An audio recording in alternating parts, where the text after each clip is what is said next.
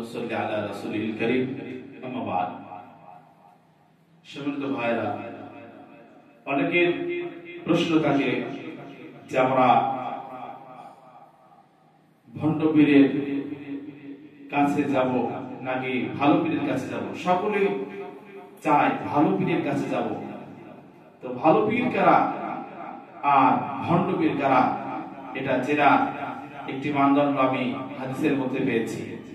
আবু দাউদ শরীফের 2941 নম্বর হাদিস, সুনান আবু দাউদের 2941 নম্বর হাদিসের মধ্যে আয়েশা রাদিয়াল্লাহু আনহা হতে একটি হাদিস উল্লেখ হয়েছে। সেটা হচ্ছে উরওয়া রাদিয়াল্লাহু আনহু তিনি বলেন, আন্না আয়েশা আখবারাতহু, আয়েশা রাদিয়াল্লাহু আনহা উরওয়াকে এই হাদিসটি বলেছেন।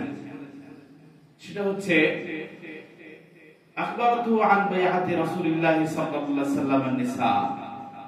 আয়েশা উরওয়াকে নবীজি মহিলাদেরকে যে বায়াত করতেন, মুরিদ করতেন, সে বিষয়ে আয়েশা উরওয়াকে বর্ণনা করেছেন।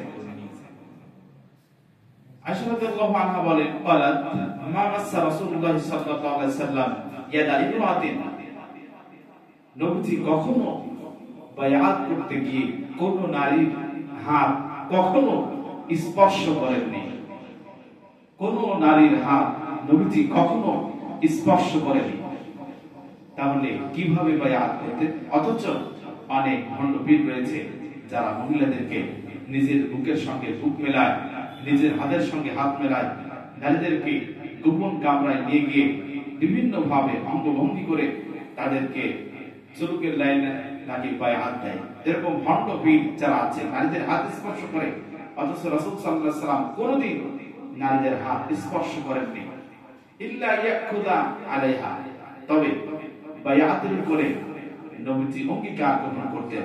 ফাআতাহু ফাইদা আখাযা আলাইহা, যখন নবীজি নারীদের কাছ থেকে, নারীরা রাসূলের কাছে বায়াত গ্রহণ করলো, এই মর্মে অঙ্গীকার গ্রহণ করতেন।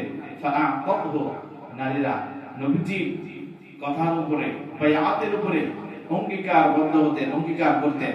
কলা, যখন এই অঙ্গীকার হয়ে যেত, রাসূল সাল্লাল্লাহু আলাইহি ওয়াসাল্লাম অঙ্গীকার নিতেন যে আমি যে নির্দেশগুলো দিব সেই নির্দেশগুলো তোমরা যথাযথভাবে পালন করবে।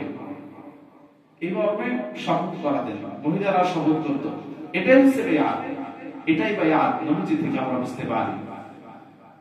যখন এই অঙ্গীকার নিতেন তখন বলতেন, ইযহাবি ফাকাদ বায়াতুকি, আপনি এখন চলে যান, আমি আপনাকে বায়াত করলাম, আপনার বায়াত আমি মেনে নিলাম, সম্মতি প্রদান করলাম। সেই নারী রাসূলের বায়াতের অন্তর্ভুক্ত থাকতো। শুধু কথোপকথন হতো, নবীজি তাদের কাছ থেকে অঙ্গীকার গ্রহণ করতেন, এই কাজগুলো করবে, এই কাজগুলো করতে পারবে না। নারীরা সে অঙ্গীকার বদ্ধ হতো, আচ্ছা ঠিক আছে আমলগুলো করবো, করবো না। তাহলে কোন কথা ছিল ভণ্ড পীরের আলামত। যে সকল পীর নামে কুলাঙ্গাররা নারীদের হাত স্পর্শ করে, নারীদের সঙ্গে দেখা করে, সাক্ষাৎ করে, এরপর অশ্লীল ব্যবহার করে, তারা কোনোদিন সঠিক বা আল্লাহ ওয়ালা পীর হতে পারে না। তারা ভণ্ড পীর।